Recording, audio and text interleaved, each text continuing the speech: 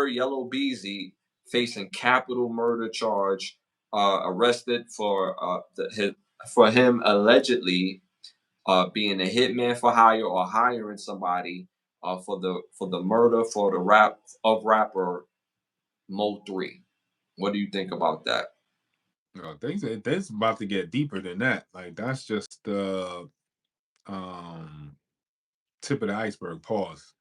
A lot of stuff that's been going on is just behind the scenes, and a lot of stuff is tying in together. And the Fed's really going to come down on a lot of this stuff, like especially these supposed dice games that these celebrities are going to and getting caught up in and getting robbed and getting shot.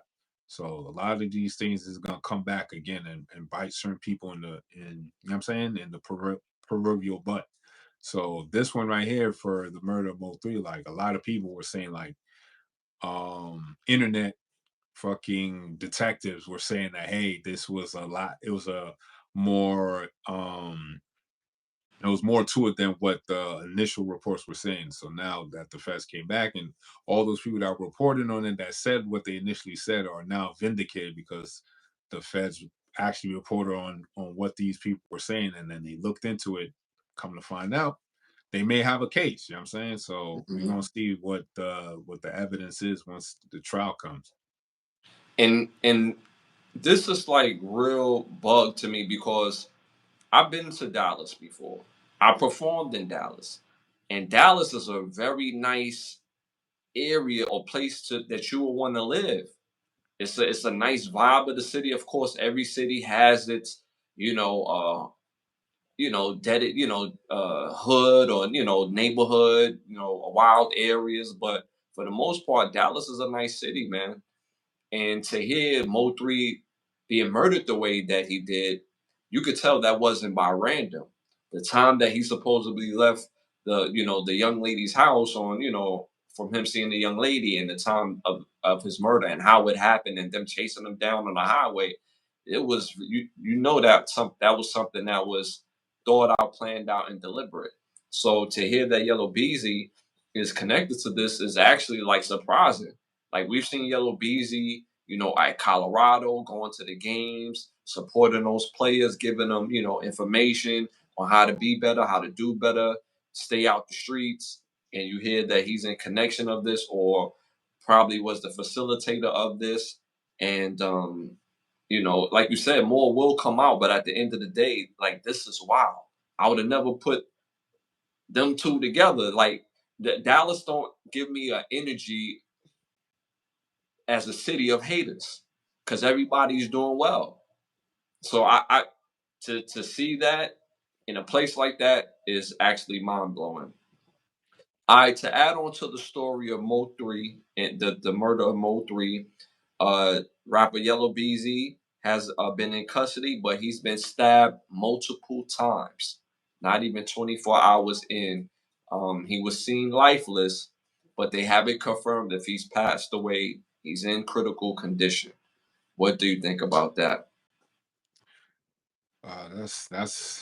That's crazy. I didn't even hear that's what happened. Like it just it's like yo, if you're a federal prosecutor and you need this case to move forward and you feel like this case is going to make or break your career, you would want to make sure all the players in the case are very well protected, this, that, and the third.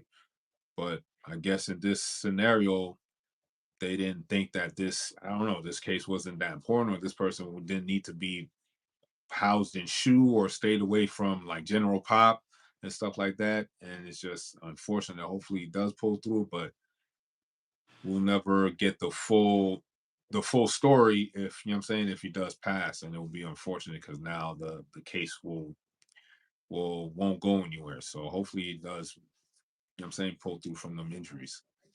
Yeah, man. Like, and that was quick. That was quick. So this stuff has multi levels and layers that like this beef or a lot of this rap street type of energy is given. And it's so crazy because a lot of these dudes is dying very young. And this new thing called ops is such a it has deadly consequences to it. And as a man, you're not going to back down from any smoke. Somebody call you a op, you're going to step two. But it has deadly consequences. And I said this last episode. What happened to a man to man? I need 2 minutes with you. Whether we're gonna have a conversation or we're gonna fight, straight up fight, and that's how we're gonna work this out. Because there's no coming back from death, bro. And a lot of times, all it takes is a conversation. And some of these people that you end up killing could have been a solid friends, could have been solid, somebody solid that could have held you down in the future. You just never know.